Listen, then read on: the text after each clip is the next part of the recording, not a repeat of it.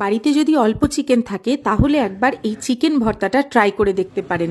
ভীষণ ট্রেন্ডিং যাচ্ছে এই চিকেন ভর্তার রেসিপিটা। আমিও আজকে বাড়িতে বানিয়েছিলাম, ভীষণ সুন্দর হয় খেতে।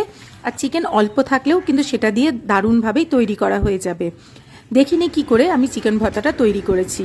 প্রথমেই শুকনো লঙ্কা সর্ষের তেলে ভালো করে ভেজে বেশ মচমচে করে ভেজে তুলে রাখবো।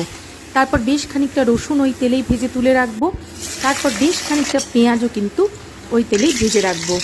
তারপর ওই তেলের মধ্যেই দিয়ে দেবো আদা বাটা, রসুন বাটা, দিয়ে দেবো ধনে জিরে গুঁড়ো, শুকনো লঙ্কার গুঁড়ো আর হলুদ গুঁড়ো। তারপর তারপর এখানে আমি বোনলেস চিকেন নিয়েছি। আপনারা চাইলে হাড় সমেত চিকেনও নিতে পারেন। আপনারা চাইলে এই রান্নাটা কিন্তু হাত দিয়েও পরে চিকেনটা ছাড়িয়ে নিতে পারেন। আমি কিন্তু যেহেতু বোনলেস ছিল তাই খুন্তি দিয়েই চিকেনটাকে পুরো ভেঙে নিয়েছি। তারপর দিয়ে দিলাম টমেটো। আর গ্যাসের আঁচ বাড়িয়ে রান্নাটা করবেন। আপনাদের যদি মনে হয় যে জল লাগবে তাহলে জল দেবেন। আমার জল লাগেনি, আমার কিন্তু এমনি চিকেনগুলো সেদ্ধ হয়ে গিয়েছিল।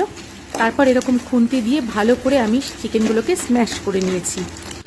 আপনারা চাইলে হাতে করেও এভাবে ছাড়িয়ে নিতে পারেন, যেভাবে চিকেন ভর্তা করে।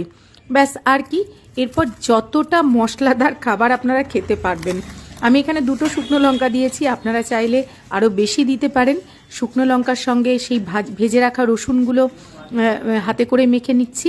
তারপর এর মধ্যে দিয়ে দিচ্ছি ভেজে রাখা পেঁয়াজগুলো, দিয়ে দিচ্ছি বেশ খানিকটা চিকেন, আর দিয়ে দিচ্ছি কাঁচা পেঁয়াজ, ধনেপাতা আর কাঁচা লঙ্কাও আপনারা চাইলে দিতে পারেন, কারণ কি যে যতটা ঝাল আপনারা খেতে পারবেন সেই রকমভাবে। তারপর সমস্তটা হাত দিয়ে ভালো করে মেখে নেবেন। আর নুনটা যেহেতু আগেই চিকেনে দিয়ে রেখেছিলাম, তাই এখানে একদমই কিন্তু খুব কম নুন ব্যবহার করেছি শুকনো লঙ্কার মধ্যে। সব শেষে লেবুর রস ছড়িয়ে গরম ভাতের সাথে পরিবেশন করুন হাতে মাখা চিকেন ভর্তা। উফ, স্বাদটা কিন্তু মুখে লেগে থাকবে। ভালো থাকবেন, আজকের মতো টাটা।